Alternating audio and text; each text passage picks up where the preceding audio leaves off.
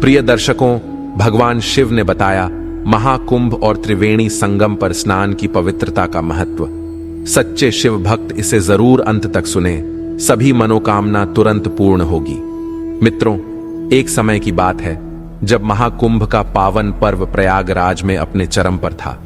त्रिवेणी संगम के गंगा के पावन तट पर असंख्य श्रद्धालु आस्था और श्रद्धा से स्नान कर रहे थे।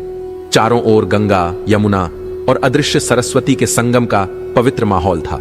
वह दृश्य अविस्मरणीय और भव्य था, जहां पर जप, तप और भक्ति की गूंज वातावरण को पवित्र बना रही थी।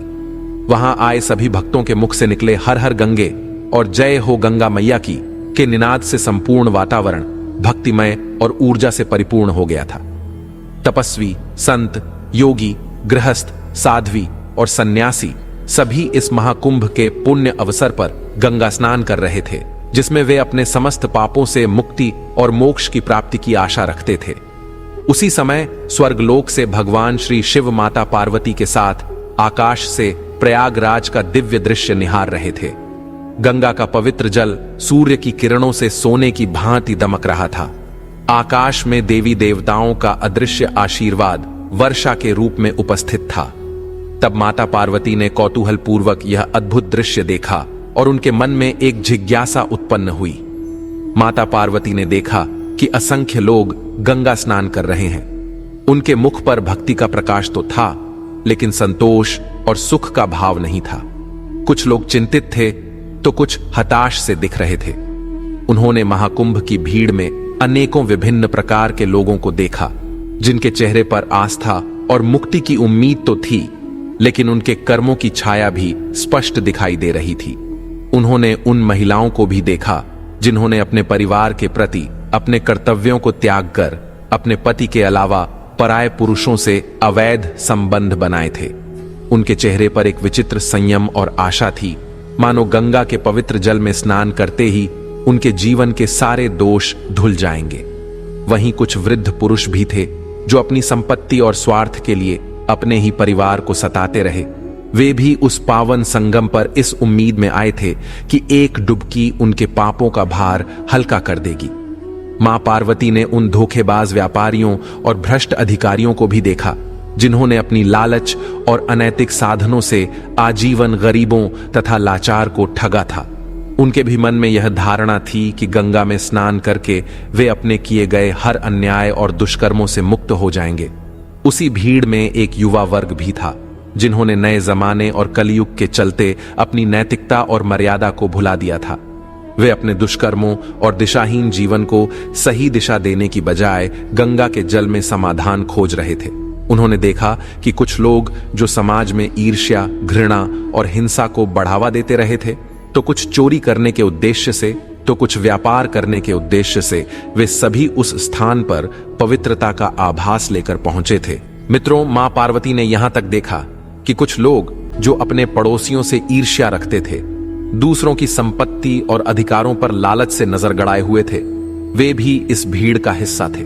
वे मानते थे कि गंगा का स्पर्श उनकी आत्मा की शुद्ध कर देगा। उन सभीयों चेहरों पर पवित्रता पाने की आकांक्षा तो थी, लेकिन माता को उनके हृदयों में सच्चे प्रायश्चित और सुधार का कोई भाव नहीं दिखा।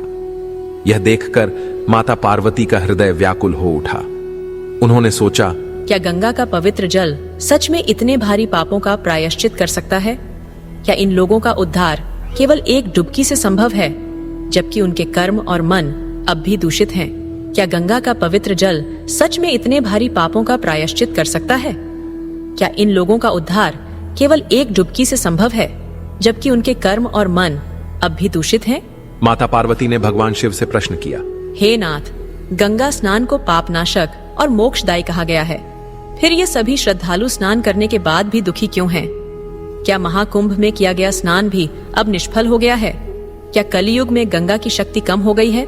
मित्रों, तब मंद मुस्कान के साथ भगवान शिव बोले, हे देवी, गंगा में स्नान तभी फलदायी होता है जब उसे श्रद्धा, भक्ति और पवित्रता के साथ किया जाए। केवल जल में डुबकी लगाना मात्र एक शारीरिक क्रिया है, लेकिन यदि मन और आत्मा शुद्ध न हो तो यह महान पावन स्नान निष्फल हो जाता है। यह केवल बाहरी स्वच्छता तक सीमित रहता है। और आध्यात्मिक रूप से कोई प्रभाव नहीं डालता। गंगा स्वयं पवित्र है और पापनाशिनी है, परंतु जब तक मनुष्य सच्चे हृदय से अपने पापों की क्षमा नहीं मांगता और ईश्वर के प्रति समर्पण की भावना नहीं रखता, तब तक वह इस पवित्र जल से लाभ नहीं उठा सकता। मैं तुम्हें कल इसका प्रमाण दूंगा, जिससे यह स्पष्ट हो जाएगा कि सच्चा स्नान केवल जल में प्रवेश करने से नहीं, बल्कि हृदय की शुद्धता और समर्पण से होता है। मित्रों, वे दोनों माता पार्वती और भगवान शिव अदृश्य हो जाते हैं। फिर अगले दिन भगवान शिव ने एक वृद्ध ब्राह्मण का रूप धारण किया और प्रयागराज के कुंभ स्थल पर भ्रमण करने लगे। वह थके हुए और दुर्बल दिखाई दे रहे थे। उन्होंने लोगों से सहायता मांगने के लिए कुछ कदम आगे बढ़ाया, लेकिन तभी उनका संतुलन बिगड़ा और वे एक गहरे कीचड़ भरे गड्ढे में गिर पड़े। उनके शरीर पर कीचड़ और धूल लिपट गई और उनकी धोती भीगकर भारी हो गई। उन्होंने गड्ढे से बाहर निकलने की बहुत चेष्टा की, किंतु उनकी कमजोर काया उन्हें यह प्रयास करने से रोक रही थी। तभी गंगा किनारे पर कुछ मौजूद श्रद्धालु अपने अपने कार्यों में व्यस्त थे। कुछ लोग स्नान कर रहे थे तो कुछ मंत्रोच्चारण में लीन थे। वहीं कुछ भक्त अपने पापों से मुक्ति पाने की आशा में ध्यान कर रहे थे, किंतु किसी ने भी उस वृद्ध ब्राह्मण की ओर ध्यान नहीं दिया। उनका शरीर थरथरा रहा था और उनके होंठ सूख गए थे, किंतु किसी को उनकी चिंता नहीं थी। यह दृश्य देखकर माता पार्वती का हृदय करुणा से भर गया। उन्होंने देखा कि लोग अपने पापों को धोने के लिए आए थे, लेकिन दया और सहानुभूति का अभाव उनमें स्पष्ट रूप से झलक रहा था। उन्होंने सोचा, क्या यह संभव है कि केवल एक डुबकी लगाकर लोग अपने पापों से मुक्त हो जाएं, जबकि उनके हृदय में संवेदना का अभाव है? क्या सच्ची पवित्रता केवल बाहरी स्नान से प्राप्त की जा सकती है? इस विचार के साथ माता पार्वती चिंतित होकर गड्ढे के पास बैठ गईं। उन्होंने अपने मधुर किंतु करुणामयी स्वर में पुकार लगाई, हे पुण्य आत्माओं, मेरे वृद्ध पति इस गड्ढे में गिर गए हैं और बहुत कष्ट में हैं। कोई कृपा करके इन्हें बाहर निकालने में सहायता करें, परंतु ध्यान रहे केवल वही व्यक्ति इन्हें स्पर्श करे जो सर्वथा निष्पाप हो, अन्यथा उनके दिव्य तेज के कारण वह भस्म हो जाएगा। उसी समय गंगा में नहाकर लोगों के दल आ रहे थे और उस सुंदर युवती को यूं बैठी देखकर कईयों के मन में वासना या पाप और कईयों को कुछ धर्म का भय हुआ तो कई कानून से डर गए। तो कुछ लोगों ने तो पार्वती जी को यह भी सुना दिया कि मरने दे, बुढ़े को क्यों उसके लिए रोती है, तुम अभी सुंदर और बहुत जवान हो। वहीं कुछ दयालु चरित्रवान पुरुष थे, उन्होंने उस युवती के पति को निकालना चाहा, परंतु पार्वती जी के विचित्र वचन सुनकर वे भी रुक गए, क्योंकि उन्होंने ये सोचा कि हम गंगा में नहाकर आए हैं तो क्या हुआ, हम पापी तो है ही, कहीं सहायता करते समय हम भस्म ना हो जाएं। इस स्त्री के कथन के अनुसार पापी लोग खुद से भस्म हो जाएंगे और हमें अपने पुण्य और पाप की गिनती कैसे पता होगी। मित्रों, किसी का भी साहस नहीं हुआ। सैकड़ों आए, सैकड़ों ने पूछा और बस चले गए। अब तो संध्या हो चली। तब भगवान शिव ने माता पार्वती से कहा, देखा आया कोई सच्चे हृदय से गंगा में नहाने वाला। अब धीरे धीरे समय बीतता गया। वहां सभी लोग एक दूसरे की ओर देखने लगे, लेकिन कोई भी आगे बढ़ने का साहस नहीं कर सका। गंगा स्नान करके आए श्रद्धालु अपने भीतर झांकने लगे, परंतु कोई भी स्वयं को पूर्णतः निष्पाप मानने का दावा नहीं कर सका। पूरे दिन लोग आते जाते रहे, परंतु कोई भी वृद्ध ब्राह्मण को बाहर निकालने की हिम्मत नहीं कर पाया। गंगा स्नान करके आए लोग यह सुनकर सहम गए। उन्होंने अपने भीतर झांक कर देखा और स्वयं को पाप मुक्त नहीं पाया। कोई भी वृद्ध ब्राह्मण को छूने का साहस न कर सका। दिन भर भीड़ आती जाती रही, परंतु कोई आगे नहीं बढ़ा। फिर संध्या होने पर एक युवा ब्राह्मण आया, जो अभी अभी गंगा स्नान करके मंदिर की ओर जा रहा था। उसने माता पार्वती की पुकार सुनी और तत्काल वृद्ध ब्राह्मण को गड्ढे से बाहर निकालने के लिए बढ़ा। माता पार्वती ने पुनः उसे सचेत किया और कहा, उन्होंने अपने मधुर किंतु करुणामयी स्वर में पुकार लगाई, और कहां है मेरे प्रिय बंधु, मेरे वृद्ध पति इस गड्ढे में गिर गए हैं और बहुत कष्ट में हैं, परंतु ध्यान रहे केवल वही व्यक्ति इन्हें स्पर्श करे जो सर्वथा निष्पाप हो, अन्यथा उनके दिव्य तेज के कारण वह भस्म हो जाएगा। अब वह युवक निडर होकर बोला, हे माता, मैं अभी भी महाकुंभ के पावन पर्व पर गंगा स्नान करके आया हूं। मैंने सच्चे मन और श्रद्धा से डुबकी लगाई है और मुझे विश्वास है कि मेरे समस्त पाप धुल गए हैं। यदि गंगा मां की कृपा से मैं अब भी शुद्ध नहीं हुआ तो फिर कोई भी शुद्ध नहीं हो सकता। मेरे मन में कोई संशय नहीं है।